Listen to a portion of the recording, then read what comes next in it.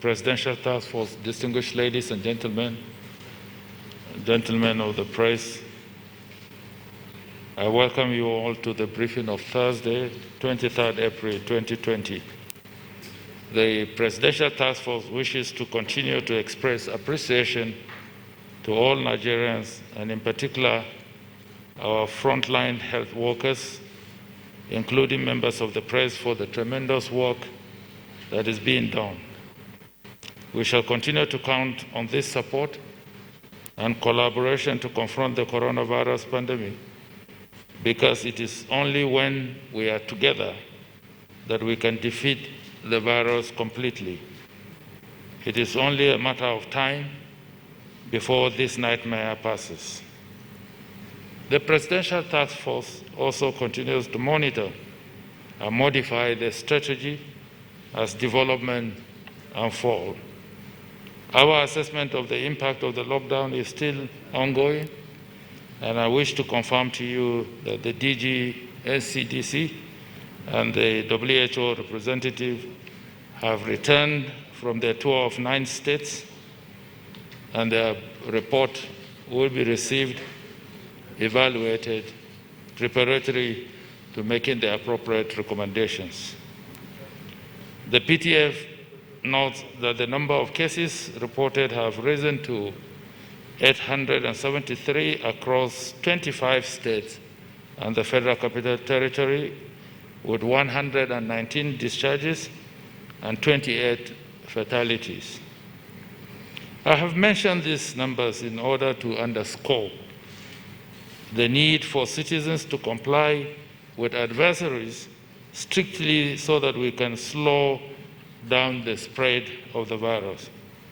These advisories still remain the most effective way of flattening the curve.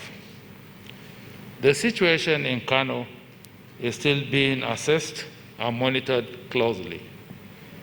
Based on preliminary findings, the Presidential Task Force has directed that the Center for Disease Control to send an enhanced support team, mobilize resources for contact tracing, and immediately ensure necessary steps are taken in conjunction with the state government to contain the spread of the pandemic in Kano and stop the city from becoming the next epicenter. The Presidential Task Force views with some measure of concern the non-compliance by private medical facilities with the directive to seek accreditation before treating COVID-19 related cases. The highly infectious nature of COVID-19, if not well managed in a purpose-built facility and specialists in attendance, pose a lot of danger, not just to the medical staff in such hospitals, but also to other patients and loved ones at home. We therefore appeal strongly to operators of private medical facilities wishing to continue to treat COVID-19 cases to apply to the Federal Ministry of Health urgently for accreditation. The issue of stigmatization still persists, and it is counterproductive to our efforts. This disease does not discriminate on status, creed, tribe, or color, and anyone can be infected. It is my humble appeal that once you are infected by this disease, you should immediately report to appropriate medical facilities in your own interest and the interest of your loved ones. COVID-19 is not a condition, and there is no need to stigmatize anybody. I must remind all of us that over 90% of infected persons recover from this disease. In this regard, I urge all those who have recovered from this disease to continue to tell their stories, to encourage other persons to step forward to seek care and medical attention. The Presidential Task Force has continued to collaborate with governors in the various states, and the outcome of our conversation with the Nigerian Governors Forum yesterday, under the chairmanship of Governor of Ekiti, and the platform that was created for that discussion, we will form a critical part of recommendations to be made to Mr. President in the coming days. Nigeria has continued to receive international support in the wake of this pandemic. We thank our development partners, public-spirited individuals, and corporate organizations for all the support that we have received in cash and kind. Earlier this morning, the ambassador of the People's Republic of China in Nigeria led the China-Nigeria Chamber of Commerce to present a symbolic check in the sum of $48,120,000 to the COVID Support Fund. This gesture underscores the deep relationship between Nigeria and China, and it is well appreciated. The ambassador has also informed the Presidential Task Force that the third phase of medical supplies from the government of China is ready for airlift. Arrangements will be made towards actualizing this. Let me emphasize that all donations go into various designated collection accounts opened by the Office of the Accountant General of the Federation, which has been published, and swept into the Treasury Single Account TSA with the Central Bank of Nigeria on a daily basis. The PTF does not manage any of that COVID account-related donations of funds. Yesterday in my address, I thanked the President General of the Nigerian Supreme Council for Islamic Affairs, His Eminence the Sultan of Sokoto, for endorsing the recommendations of the Emergency Fatwa Committee by directing the Ummah on the suspension of obligatory religious activities during the Ramadan. I wish to reiterate the importance of complying with these directives as a major thrust for the control of the spread of this pandemic. I implore all state governors once again to apply these directives in their states as they consider measures to be taken. May the Ramadan season be of immense blessings to our nation and the world. Finally, what I bring to Nigerians today is a message of hope and a message of strength. I encourage you to comply with all the advisories and to continue to be your brother's keepers, especially given the unintended impact of the lockdown on the poor, the needy, the aged, the vulnerable, persons living with disabilities, and the sick. This is the time to show the essence of the fear of God and the love for humanity in us. I now invite the Honorable Minister of Health to present his update for today. And I thank you for listening.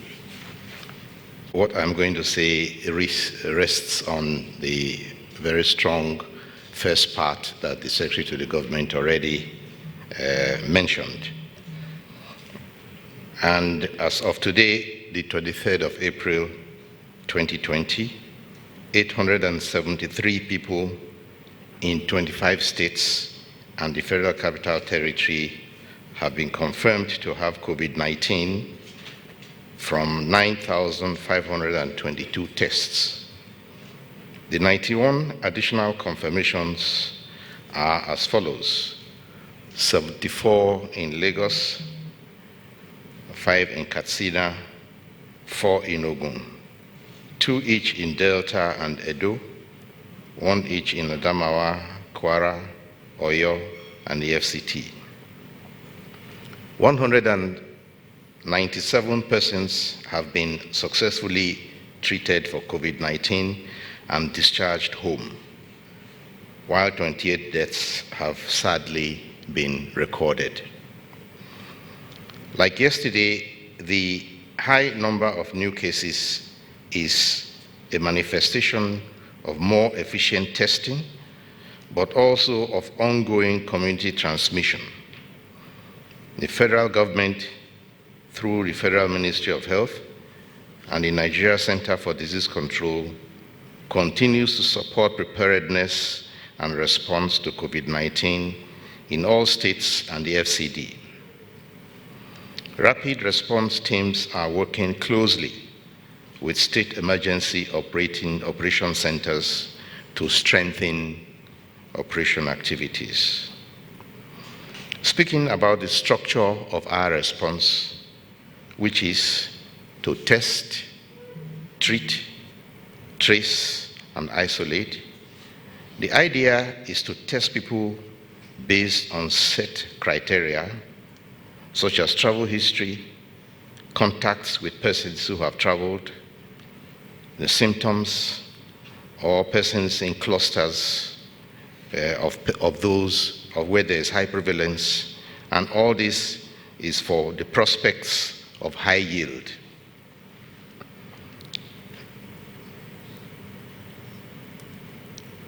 Persons who test positive in treatment are placed in treatment and isolation, and we trace all their contacts and quarantine them for 14 days. Today, NCDC laboratories have capacity to test 1,500 samples per day in 13 laboratories across the country. However, we are testing an average of about 600 samples per day, because that is all the samples collected and sent for testing, which means that there is a certain underutilization. And the factors implicated in the process may include surveillance, sample collection, and mode of transportation, which can be improved upon to increase operational efficiency. This is where a little investment can help, and the results of such intensification of efforts can be seen, especially in Lagos, where improved logistic management also increased sample collection and significantly reduced turnaround time. As we further increase our testing capacity and accredit more laboratories, and even more robust sample transportation and infrastructure will be put in place to promptly convey samples to any of the 13 laboratories that have been activated so far. Nigeria's strategy is to admit all persons who test positive for COVID-19 into designated accredited treatment facilities to contain the spread of the virus and ensure prompt management to forestall complications. I urge all individuals who test positive for COVID-19 to report at any of our designated isolation and treatment centers. The Federal Ministry of Health must be able to account for all the affected persons and ascertain the containment of this infection. States are strongly encouraged to ensure that all persons who test positive for COVID-19 are admitted at the designated center, and to ensure that the public suffers no hazard from choices that individuals wish to make. The Federal Ministry of Health can assist all persons who are seeking privacy, security, and anonymity to find the best treatment options. Contact tracing is key to containing the infection. As persons are confirmed positive for COVID-19, we trace all the contacts that they had in the preceding 14 days. This is a tedious and meticulous activity which is conducted by NCDC along with other the states concerned, and for which the cooperation of the public is always sought. Nigeria Center for Disease Control has finalized the contact tracing guidelines with all states to actively aid this case finding. The other key factor I mentioned before in the response is where capacity is needed after positive testing. It is to isolate and treat all persons found to be positive for the virus. Especially challenging, as has been said here before, are persons who test positive but have mild or no symptoms, but they are infectious to others. These persons make up a good number of the cases we are handling in Nigeria, but they must nevertheless be referred to isolation and treatment centers with accredited infection prevention and control protocols.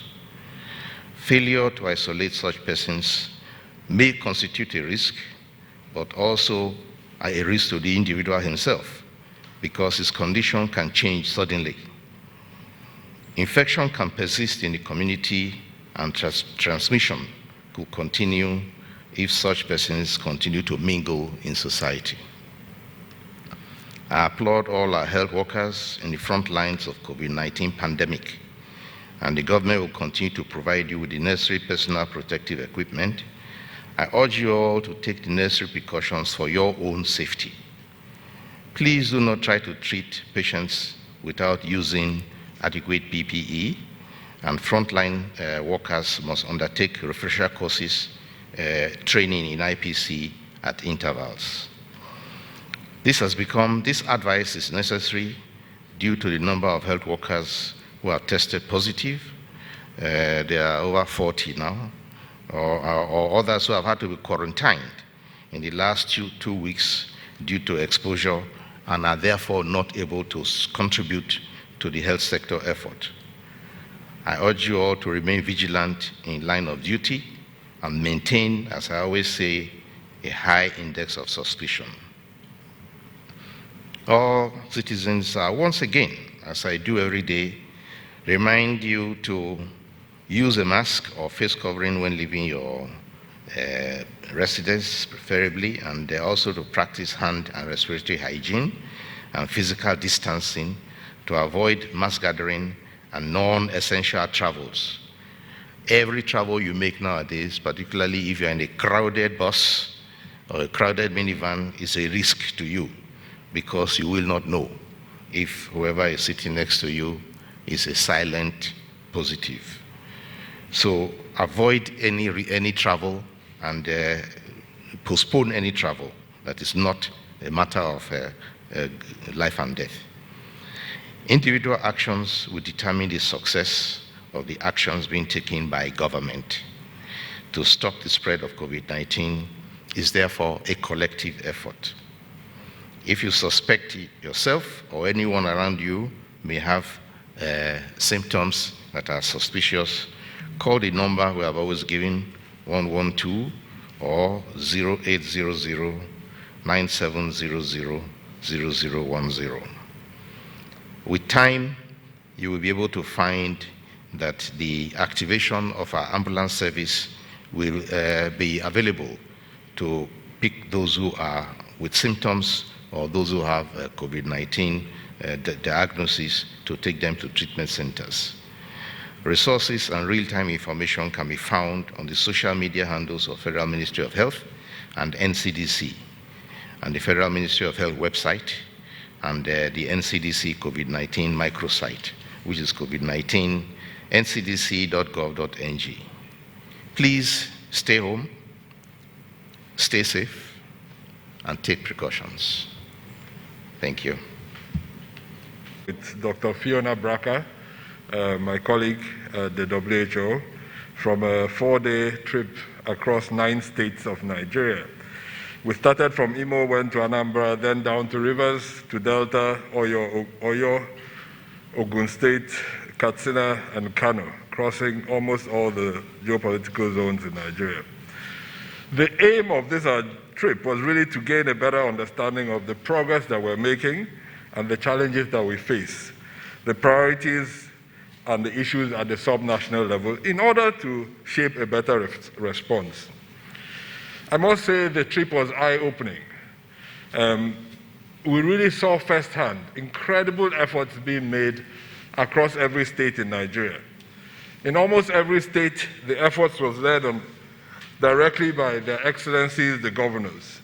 In fact, we met almost all the governors wherever we went. We met His Excellency, Governor of Imo State, Hope Uzodimma. We met Willie Obianyo, His Excellency, Governor Wike in Rivers, His Excellency, Governor Kowa, His Excellency, Governor Makinde.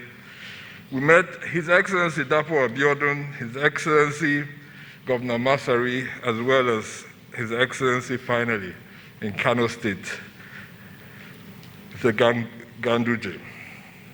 So in every state, they welcomed us and shared openly the challenges they faced, the opportunities, their work over the last few weeks.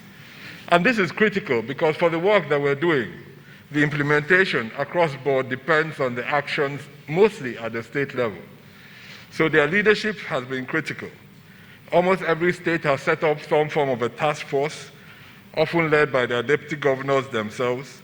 So this work is really translating to effect around the states.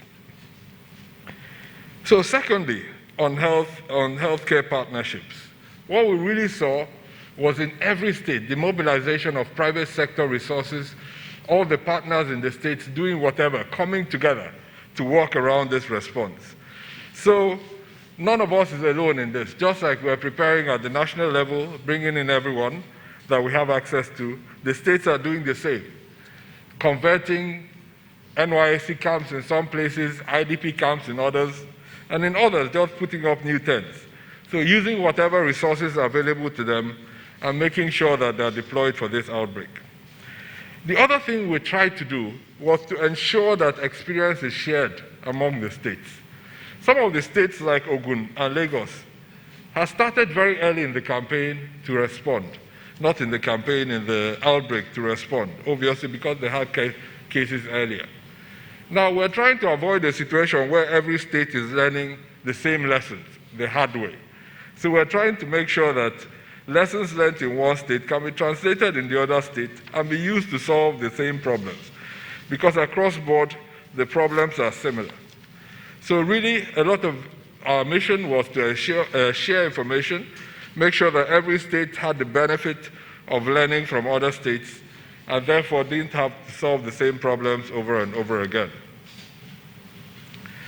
Of course, every state was also struggling with how to use their human resources and how to repurpose individuals doing different things. So developing staff capacity in IPC, in contact tracing, in surveillance, in managing health, managing patients safely. All these were ideas that were shared. And we saw how a lot of the guidelines that we had developed at the national level were translated into guidelines at the local level and used in the different states. Now, critically, we also saw the emergence of this state task forces on COVID-19, and the great work they're doing on resource mobilization and on supporting the EOCs that were actually involved in managing the outbreaks. And we shared information that we had learned from some states in how to improve organizational efficiency, how to take decentralized efforts, and how to make sure everybody is working together. So on return, we are going to put our thoughts together. We have started doing this together with Dr. Braca, and that will feed into some of the decisions that we made over the next weekend around the next few weeks. One thing I must say is that the entire country is in this together, and it was really gratifying to see the hopes, the energies, but also the challenges. Our country is big, complex, diverse, but across every state we visited, we saw a determination to get ahead of this curve and to make sure that we come out of it stronger. So I'll be willing to answer any questions during the session on the differences in the response in the different states and open to any discussions further on the great work being done at the state level. I'll use the last few minutes to really say thank you to the Nigerian Air Force. Hardly have I ever been exposed to a group of Nigerians so committed to their work, absolutely punctual, humble, and dedicated to the service of our country, and I'm very grateful together with the team for the excellent service they provided to us over the past 4 days. Thank you very much. Particularly pleased to note the decision by the Nigeria Governors Forum to restrict interstate travel. This is really important when it comes to reducing the risk of interstate spread and transmission of the virus. The Honorable Minister and the DG and CDC have already spoken about the additional support to Kano. The PTF has directed, and in line with the directive, NCDC has already redeployed at least 17 persons, including 7 from the WHO to Kano, to deal with the current issues that have arisen. In addition to this, the DG and CDC has worked with the State Emergency Operating Center to reorganize the way it functions, and a joint team together with that from the state government is currently investigating the concerns with regards to deaths. Additional lab equipments have also been sent to Kano yesterday, but the Kano lab at the moment is closed for the next few days while fumigation and disinfection is ongoing. It's extremely important that we continue to measure and stop community spread. We cannot do this without the cooperation of the public. We continue to call on the public to please restrict and stay where they are. It is important. It's a temporary sacrifice for the long-term benefit of all of us. In terms of the issue of testing, we note that some states continue to have a low level of testing for the virus. You will not have a case if you have never tested for it. We are encouraging the state emergency operating centers to actively look for cases in the community, and especially those presenting with symptoms consistent with COVID or those having unusual respiratory illnesses in the hospitals, and actively go out to test these people, because this is the only way we can interrupt transmission. And the earlier we do this, the better overall. We know that some symptoms can be quite vague, but there are classical symptoms such as a fever, which is seen in up to 90% of cases, a cough that is seen in 2/3 of cases, and a shortness of breath in about 1/3 of cases. Other unusual symptoms might include a loss of smell, what we call anosmia, which is increasingly being seen to be specific for COVID compared to other viral infections, upper respiratory viral infections. Finally, I would like to talk about Ramadan and specifically reiterate the need for Muslim faithfuls to practice all acts of ibadah and salawat within their homes as we look forward to the commencement of Ramadan, hopefully tomorrow, Friday, or Saturday. We'd like to remind the public that these are unusual times, these are challenging times. They are times that we must act accordingly in order to control the spread of the virus. As we're seeing Ramadan tomorrow, we need to make sure that we protect ourselves so that we are around next year to observe another Ramadan. On behalf of the PTF, we wish our Muslim brothers and sisters Ramadan Kareem. Thank you. This has to do with local answers to the coronavirus.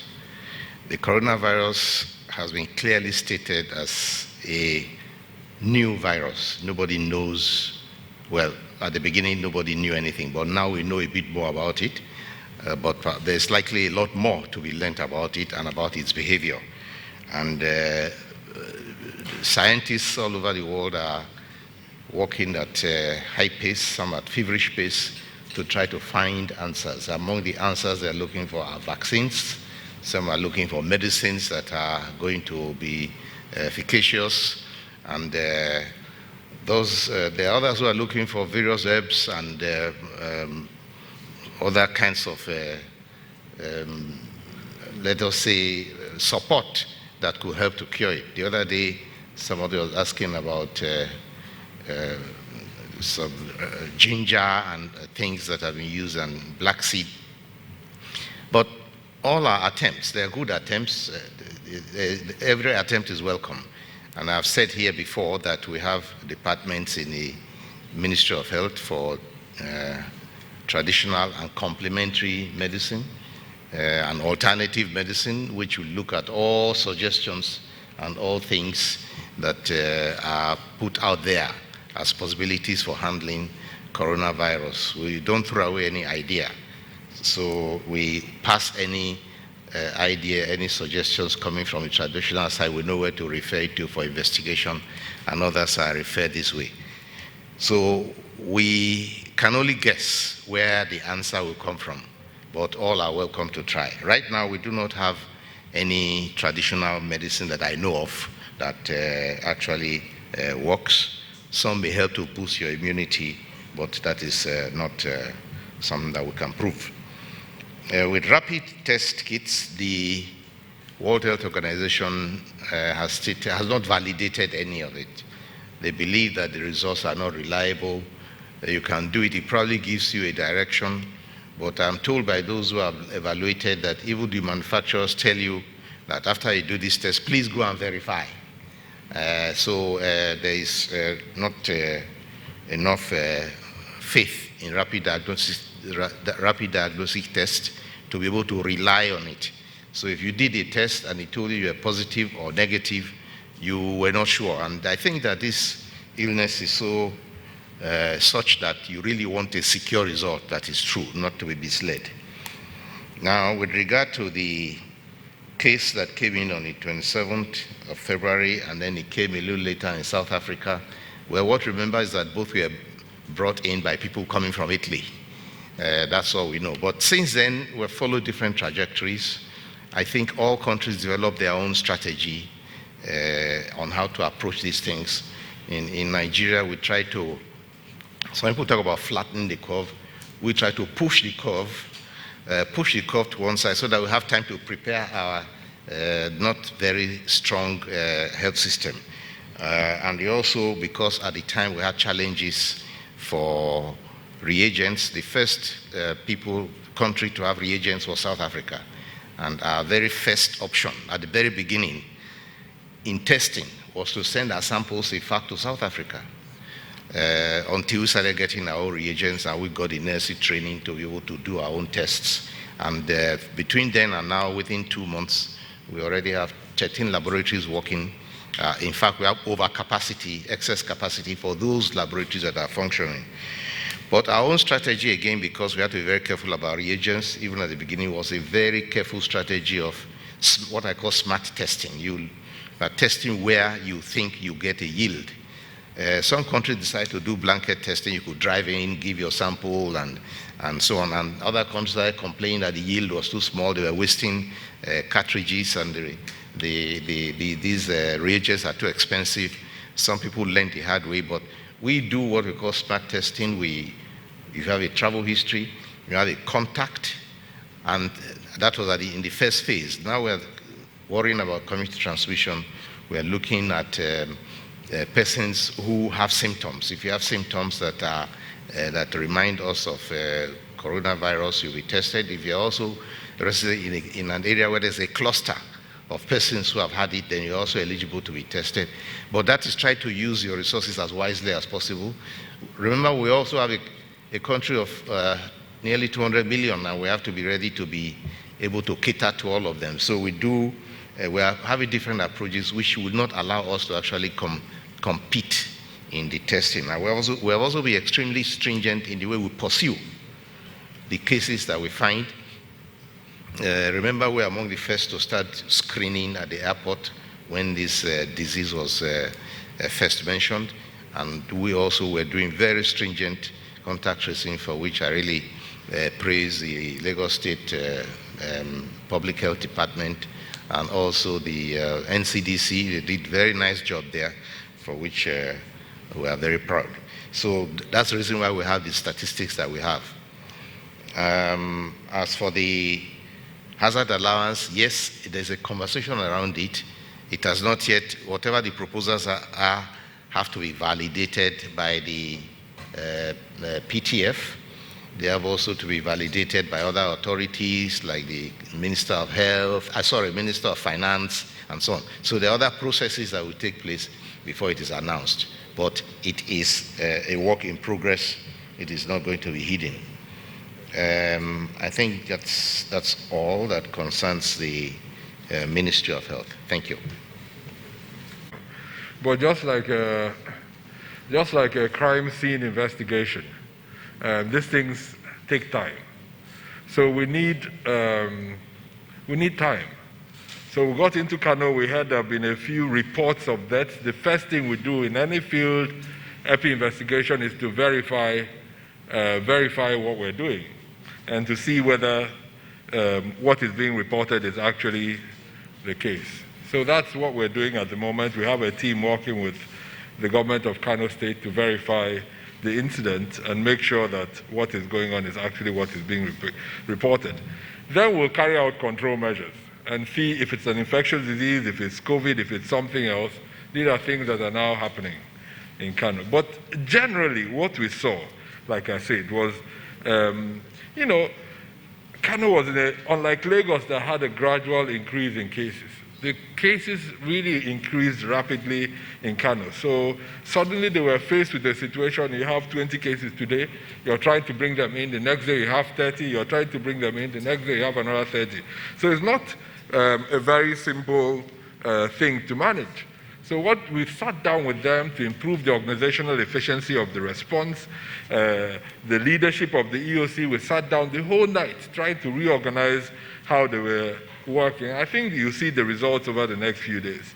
The other thing, we actually went to the treatment center itself, and we saw a very committed group of clinicians. And so the treatment center was actually excellent. They have a capacity at the moment for over 300. So there are many aspects of the response that had gone well. There are others that were scaling up, and in the middle of all of this, there was this crisis about death. So I think, just like we saw with Lagos a while ago, very soon we'll also be in the same position with Kano, improving from an initial bumpy ride to a much more smoother response. So the other question was around community transmission and making testing mandatory. Friday, I don't think any country, even the most resourced ones in the world, have made testing mandatory. If you know of any, please, I'll be interested in knowing. We have a very good strategy around testing. Yes, the numbers are always being thrown at us, Ghana, South Africa, but we're not playing a numbers game. We're not playing a numbers game. These are people. They're human beings. Before you test anyone, we go through a risk assessment to make sure it's appropriate to test you. Up till recently, we had about 5,000 tests, but in the last week, we've gone up from 5,000 to 10,000. So if you imagine from the beginning of the outbreak till last week, we tested 5,000. Then in the last week, we've tested another 5,000.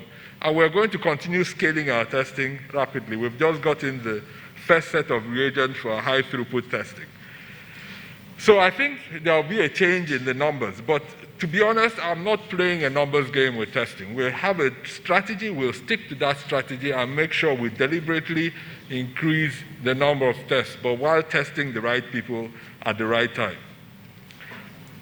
Thanks, Rachel, on your question on saliva. I'm really impressed by your readership of a newly published peer review articles. Yes, we saw that paper. It contradicts some of the previous knowledge that we had, that nasopharyngeal swabs are really the best. So we're looking at it, and then we'll make a decision. Actually, taking saliva samples are a lot easier than taking nasopharyngeal swabs. So if that's the case, it will make our life a lot easier moving forward. There was a question on RDTs and who's responsible for the validation. It's a mixed, it's a joint effort. The primary responsibility is with the Medical Laboratory Science Council of Nigeria, but they don't have samples. So they have to work with the clinicians that have the samples, that collect the samples from patients. The clinicians have to get a research protocol approved. So that's where the Nigeria Health Research Ethics Committee comes in. Once they do all of that, they have to take it to NAFDAC for approval. So you can see that there's no one organization that can do all of it. So it's a very tedious process. I know that right now MLSCN is working on it, and I actually spoke with the chief executive this morning around the processes to do that for RDTs. I think the final question was on synergy between states and federal. I think there's actually great synergy. We speak with the states at various levels, teleconferences all the time. I lead on the technical side. The leaders of the PTF, of course, have the discussion on the leadership of the task force side. So, it is a complex response, and we have 36 plus 1 states in Nigeria to coordinate with. So we're trying very hard to improve that coordination, but I don't think there was any problem with synergy. In fact, I think all the governors that we saw over the last 4 days were very happy with the level of collaboration we've achieved since this outbreak started. So I think I've answered all the questions. Thank you. So it's yet to be validated in terms of publication, but there are a few saliva test kits that are being licensed at the moment in the US. And if that particular publication is medically validated via publication through a peer-reviewed process, then that would definitely help us, because it will improve the likelihood of increased testing and reduce the need for things like swabs and PPE, because you have to wear PPE in order to take the sample, etc. And it will be very much welcome. So just watch this space. In terms of the access of security agencies, as the public know, we have been engaging closely with the security agencies, and we continue to ask them to respect the exemptions placed by Mr. President on the lockdown. There are clear exemptions that have been elucidated, and we will continue to work closely with the security agencies, including the IG of police, to make sure that people's rights are respected. So the issue of NLC, Nigerian Labour Congress, writing against further extension of the lockdown. So the PTF takes its responsibility very seriously. We know that we're in challenging times. We know how difficult it is for the public to stay at home, the restrictions that are in place. We will be looking at all the evidence in terms of the impact of the lockdown over the last 4 weeks on the epidemic itself, and balance it with other issues before we make recommendations to Mr. President. Whatever recommendations we'll make will be in the best interest of the country and the people of Nigeria. Finally, the issue of synergy between PTF and state governments. So as the DG and CDC said, we are working actually very closely with the state governments. We have meetings with the state commissioners of health, and we're just about to activate a link with the state PTF, state government task force leads, so that we can continue to have that synergy. The chair of the SGF, the chair of the PTF just attended a meeting yesterday with the Nigeria Governors Forum. Both the DG and myself have been attending meetings with the NGF. So that synergy is there. We will continue to strengthen it and make sure that state governments take the necessary steps to control this pandemic. Thank you.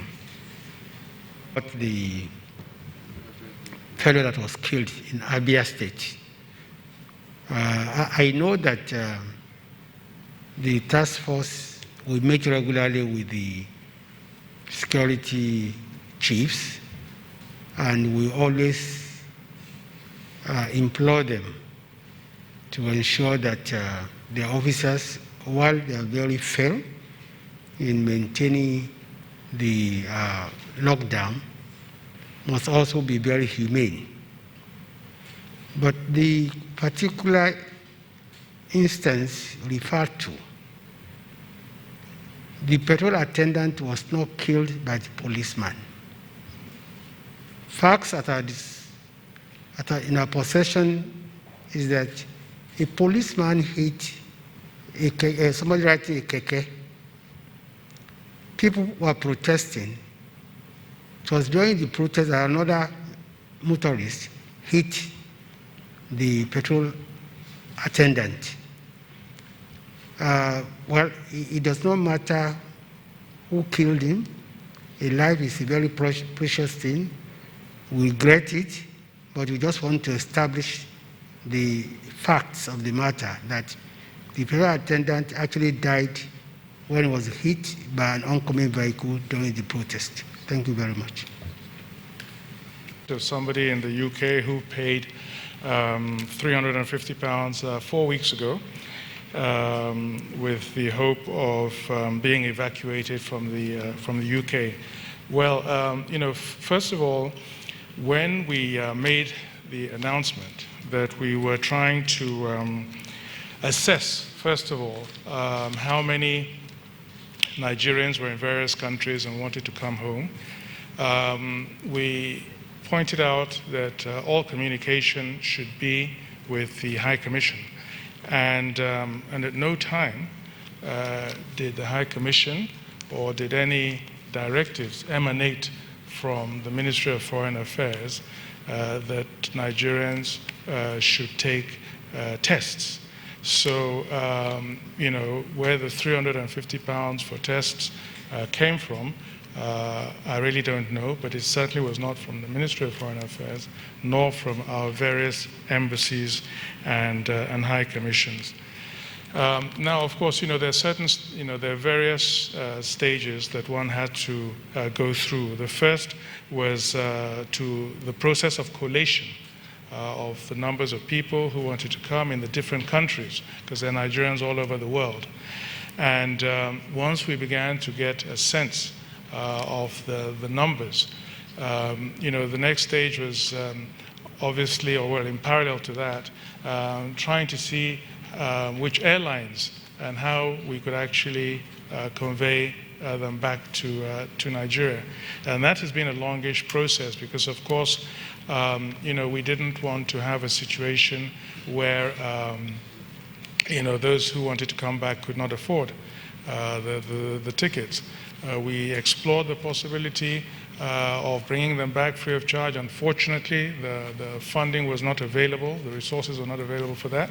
So we had to, negotiate with airlines, and then, also making sure that, we have in place the centers where they would stay when they came back. So this has really been the process. It has not been, an easy one, trying to get all that together. And as I reported yesterday, we still need a little bit more time to have all the, all the accommodation, hotels and things ready.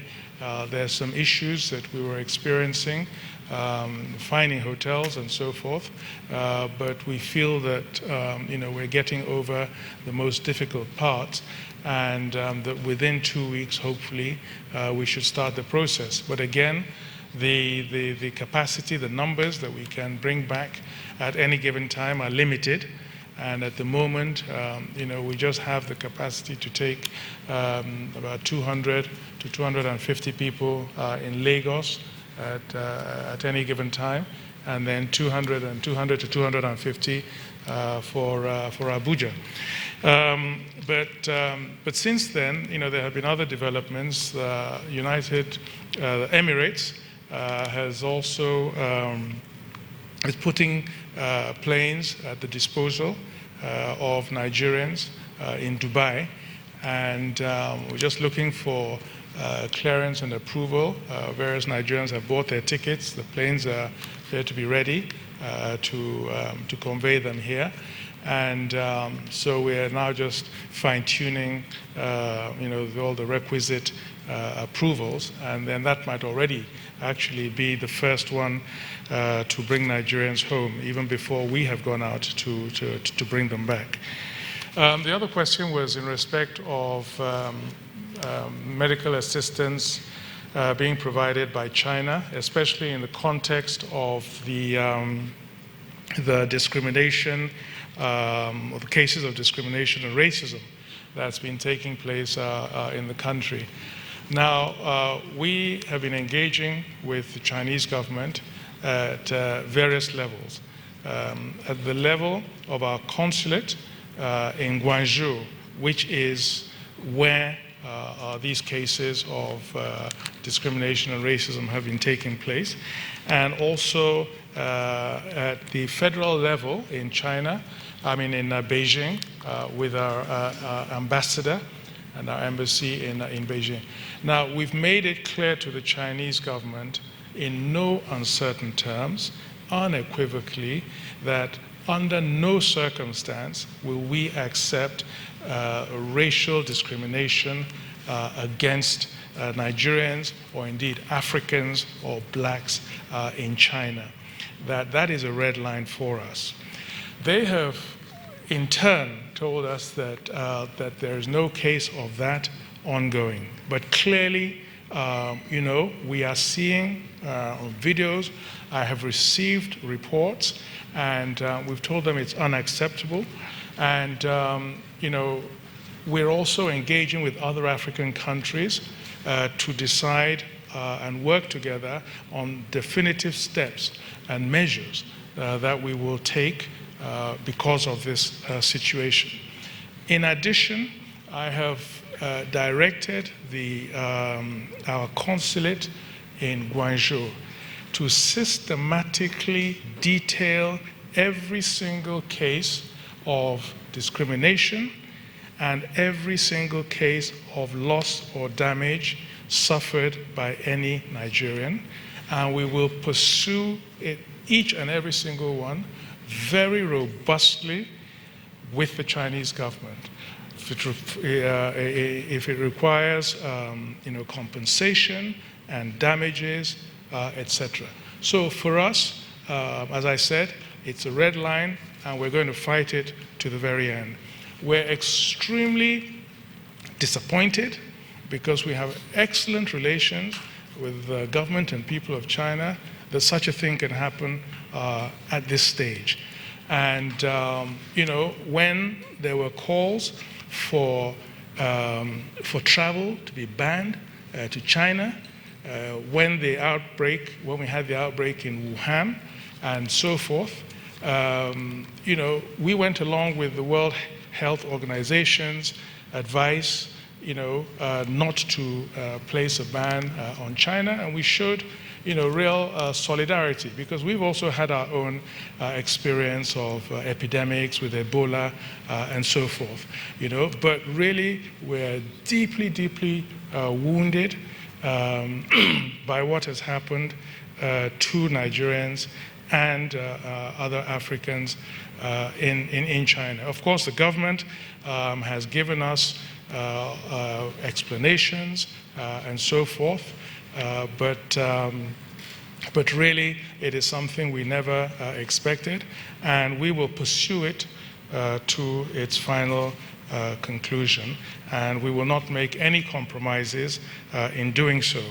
There have been some comments in the public domain as if our policy is somehow, that we're held somehow hostage by the fact that, we have received a lot of cooperation, economic cooperation from China in the past. But I can assure you that, that where this is concerned, we are going to pursue it to its very end, and irrespective of whatever economic cooperation we have with China. Because in the world of today, we absolutely will not and cannot tolerate and accept any form of racism or discrimination against blacks, against Africans. And as the largest black country in the world, African country in the world, it behoves on us to be at the front line in defending the dignity of blacks and Africans everywhere in the world. Thank you. Issue of the request by the governors for a 2-week extension of the lockdown, but with specific emphasis on interstate travels. Well, that's a proposal coming from the governors. And it was a decision they took. All the 36 governors were on their video conferencing yesterday when they had their meeting. They took that decision. And when I joined with a set of the governors, with the Vice President and the Minister for Health and Minister for Finance, later with the Governor of the Central Bank later in the evening, they did indicate that one of the resolutions they took when they had their conference yesterday was specifically to request that an extension be given with specific emphasis on interstate travels. Basically, what they are suggesting is that travels from one state to the other should be stopped with certain exemptions of essential services, petroleum products, farm inputs, fertilizer, so that we can keep the wheel of our economy running. Like I said, that is their proposal. Federal government is yet to take a decision in respect of that, and as to whether that will become part of our recommendation to Mr. President, the Presidential Task Force will meet and take a holistic look at all the proposals that are coming in as to the next line of action going forward. This will not be taken in isolation. So I want to assure you that we are working in synergy and collaboratively with the state governments, the subnational entities, and by the time we're through with this phase, going into the third phase, it will be a more collaborative decision that would have taken into consideration the inputs and the interests of different segments of our society. And that it brings me to the issue of labor threat. There's no threat from labor. As a matter of fact, the reason why I was slightly late to this press conference was because the president of the NLC, Comrade Ayuba Waba, was with me. He had come to see me. They had written a letter, quite all right, but also in the same manner, suggesting ways. You know, they represent the working class. They also listen to what is happening. They see what is happening in different climes. Ayuba Waba is not only the president of NLC, he is also the international president of the labor movement. I believe that he is consulting all over the world, listening to his workers in different countries, and also taking experiences of how other nations are dealing with the lockdown, because virtually the entire world is on a lockdown. Some who had the infection earlier are beginning to ease up the lockdown as they move, as they have succeeded in flattening the curves, and they begin to move into bringing their nations back into productive sessions, and also getting their systems back into life. So there's no threat from labor. We are consulting with them. They have opinion. They share with us. And at the end of the day, at every step of what we have done thus far, we have kept contact with the working class to ensure that at least their views are adequately taken and represented. The one that has to do with private schools, unfortunately, the Minister of State Education is not here, and I don't run a private school. I wouldn't know how that can happen, that they would demand for payment from their people. I think the objective of running a school is to ensure that you bring up leaders, you train them well, they pass their examinations at different levels. It's a thing of pride for every school to make sure that their people do very well and prepare them for examination. So I wouldn't be able to know, but I would draw the attention of the Honorable Minister of State Education to this, to see if he can verify, try to establish if such a thing is happening. He would want to know the justification for it. Because these same people have paid school fees, but they are not in school. So, I mean, any other extra payment would amount to double payment because they are paid. I still have a teenager that goes to secondary school, and I know that I've paid the school fees for this term. So if he's not being taught, can I be asked to pay another fee? I think it is just reasonable that parents should not be put under that pressure because they have paid their fees. They have truly paid their fees, and the teaching is not going on, not as a result of anybody's fault, but the coronavirus has come upon us. As we proceed, I can assure you that we'll be looking at what is happening in different climes and see what best model we would adopt going forward, what has happened in different countries that have had experiences. And the experiences are different.